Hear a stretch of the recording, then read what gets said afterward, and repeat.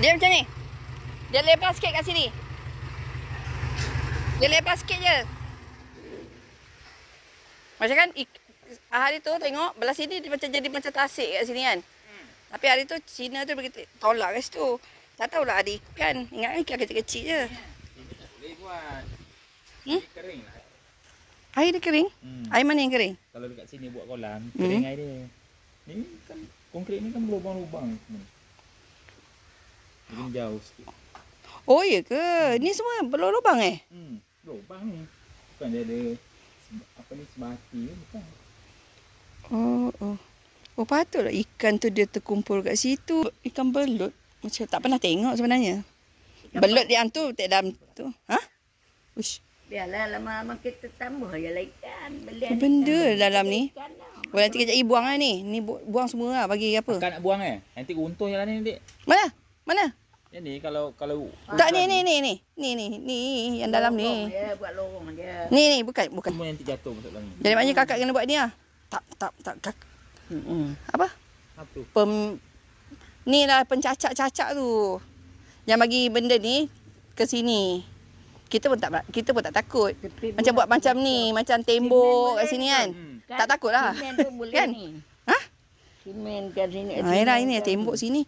Oh sempadan mana dah? Sempadan dia mantu kot. Pagar tu okey lah. Sana kena buat tembok. Oh, itu ikan apa lah? Anak ikan haruan. Cik. Dia bawa dah penyaut ada Ya bawa Allah. pondok tu. Betul. Dapat dia ikan. Ada ikan ni tu. Ikan tu je. Bukan tak kat ikan ni. Sebab kita tak tahu dalam ni ada ikan ke tak ada. Tak tahu. Tak mari pasal Weh, kalau cedok ni mau ada ikan. ada senang-senang. Kat sini ada ikan ke? Dia tak ada lah. Sana nanti dia mengalir tu.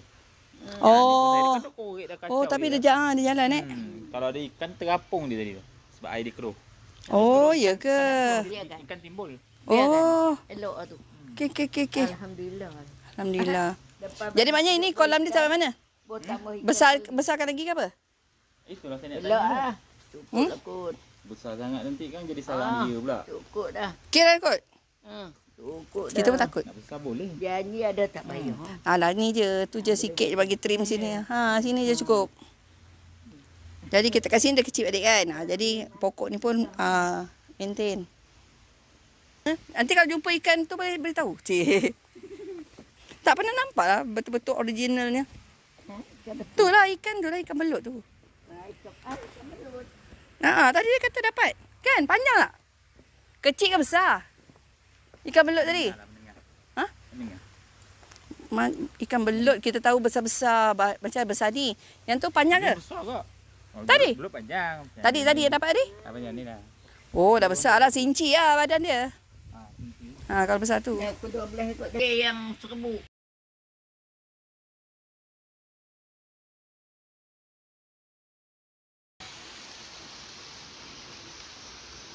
Okey, ni yang mesin semalam. Sepatutnya yang ni semua di Cina tu timbunkan jadi bukit. So aku dah tolak. Dah nampak dah rumah jiran yang first tu, kereta merah dengan biru tu kan. Dah nampak, kalau tidak tak nampak. Okey. Okey. Ni jambatan yang tinggal. Ni. Ni jambatan ni.